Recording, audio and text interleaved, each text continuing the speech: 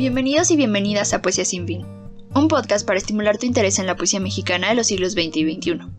En cada episodio, presentamos datos biográficos de los y las poetas, abordamos algunos rasgos estéticos de su obra y leemos fragmentos de sus poemas. En este programa exploramos la historia de la poesía mexicana, historia de la que tú y yo formamos parte.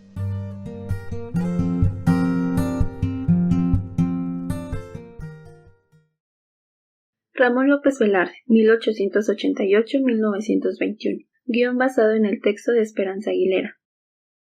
José Ramón Modesto López Velarde Berumen nació en Jerez, Zacatecas, un 15 de junio de 1888. Fue hijo de José Guadalupe López Velarde y María Trinidad Berumen.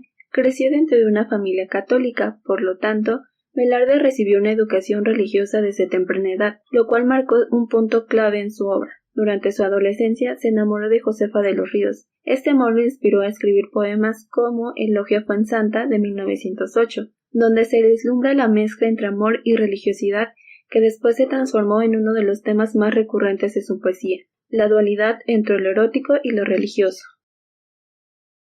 A los 14 años el poeta se trasladó con su familia a Aguascalientes, donde ingresó a la Academia Latina León, y un par de años después se mudó a San Luis Potosí para estudiar leyes. Velarde mostró un claro interés político y al conocer a Francisco I. Madero tomó la decisión de trasladarse a la capital del país, donde conoció a escritores como José Juan Tablada y Enrique González Martínez. Así, tras el golpe de estado de Victoriano Huerta, López Velarde decidió dedicarse menos a los aspectos políticos y más a su escritura.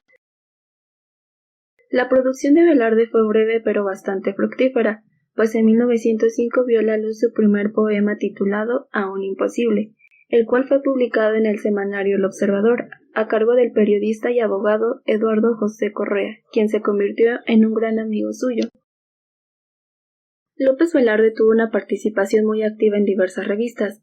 Colaboró con la revista Calendas de Lagos de Moreno en 1908, donde publicó por primera vez Elogio a Fuensanta. En 1906 fundó junto con Pedro de Alba, Enrique Fernández Ledesma y José Villalobos Franco la revista Bohemio, donde escribió bajo el seudónimo de Ricardo Wencer Olivares. Entre 1908 y 1909 colaboró en distintos periódicos de Guadalajara y Aguascalientes dirigidos por su amigo Correa, como Regional, Nosotros y El Debate. Para enero de 1914 se mudó definitivamente a la Ciudad de México, y ahí escribió para Revista de Revistas hasta 1917. Luego, entre 1915 y 1916, publicó En Vida Moderna, dirigido por González Peña.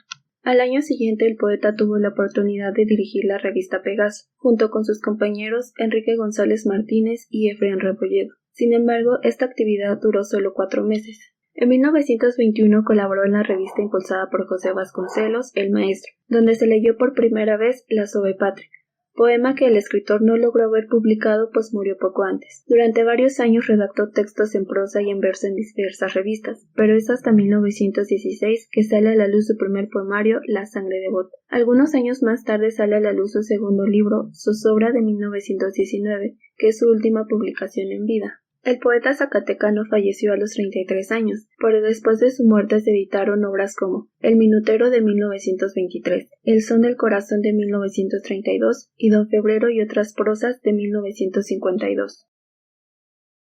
Velarde comenzó a escribir en los primeros años del siglo XX, entre un modernismo bien consolidado, problemas sociales que guiaron a la revolución y un régimen porfirista decadente. Podríamos decir que es contemporáneo a los modernistas, sin embargo, su obra no pertenece exactamente a este movimiento. Mercedes Zavala Gómez del Campo considera que su poesía quiebra en el modernismo e irrumpe en la modernidad. Asimismo, poco antes de la revolución política, se venía gestando una revolución cultural de jóvenes escritores que veían en la educación y en la literatura el medio perfecto para un cambio ante las injusticias del gobierno de Porfirio Díaz. Esto dio pie a la fundación del Ateneo de la Juventud a finales de 1909. Y como menciona Allen Philip en Introducción a Ramón López Velarde, el poeta y el prosista, podemos notar en los ateneístas ya un interés por la revaloración y el estudio de la cultura y esencias patrias, intereses que compartirá más tarde López Velarde. Así, el poeta zacatecano desarrolló su poesía entre distintos movimientos, sin poder encasillarlo en uno en específico. Lo único en lo que la crítica logra coincidir es que López Velarde es uno de los poetas más importantes del siglo XX. Bernardo Suárez apunta que no es ni modernista, ni posmodernista, ni vanguardista, sino un autor de transición y uno de los iniciadores de la poesía moderna mexicana. De este modo, su obra mantiene influencia de escritores como Amado Nervo, Leopoldo Lugones y Jules Lefort. También para escritores como Octavio Paz, la influencia de Baudelaire en López Velarde es indudable, pues ambos mantienen el mismo amor por el sacrilegio. Sin duda, la poesía de Velarde tiene influencia de los simbolistas y una mezcla de erotismo y muerte muy al gusto de Baudelaire. Podemos notarlo en los versos de su poema Te honro en el espanto. Mis besos te recorren en devotas hileras, encima de un sacrílego manto de calaveras, como sobre una erótica ficha de dominó. Así como las mujeres, el amor y lo religioso son temas recurrentes en la poesía de Velarde, lo es también el pueblo, un lugar cargado de nostalgia y añoranza a la que siempre ha de volver el poeta de una u otra manera a través de su poesía. Bernardo Suárez reconoce una primera etapa en la poesía de López Velarde marcada por la sencillez, las costumbres y tradiciones. En esta etapa el poeta escribe sobre lo cotidiano, los pequeños detalles y las cosas simples. A esto pertenecen los poemas de Sangre Devota. Una segunda etapa se desarrolla poco después de que el poeta se traslada a la ciudad. En ella se vuelve más profundo y esotérico. Debemos destacar que el estilo de López Velarde siempre se caracterizó por ser irónico. Para Paz, esto denota la influencia de escritores como Lugones y Lefort. La diferencia entre ellos es que, en comparación con Lugones, Lefort y López Velarde esconden una inherente tristeza bajo la máscara de la ironía. Por este constante sentido irónico, el poema Suave Patria no agradó a nada a escritores como Alfonso Reyes y tampoco que convirtieran a Velarde en un poeta nacionalista, pues mientras unos leían en el poema un intento entusiasta de erigir la nación, para otros como Reyes se trataba de una parodia muy cruel de las intenciones patrióticas y nacionalistas más nobles.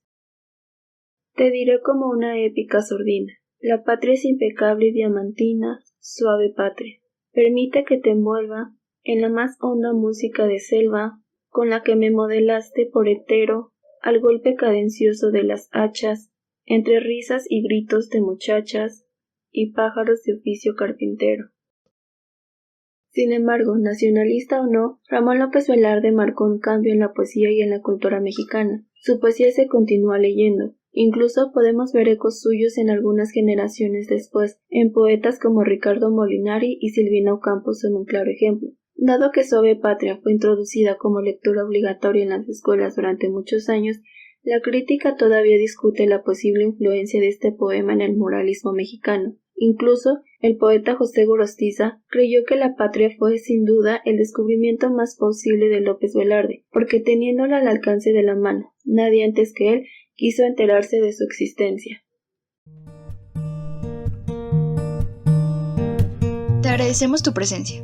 En Poesía Sin Fin somos Edith Telles, Gabriela García, Jessica Sarabia y Julián Díaz. Este programa es posible gracias al proyecto de divulgación y literacidad de la Universidad Autónoma Metropolitana Iztapalapa, dirigido por la doctora Adriana Hernández Sandoval. Es producido por la editorial Piedra Besuar. Para la musicalización utilizamos Into the Light de Oaks Studios. Acompáñanos en el siguiente episodio. Ama tus rimas y rima tus acciones.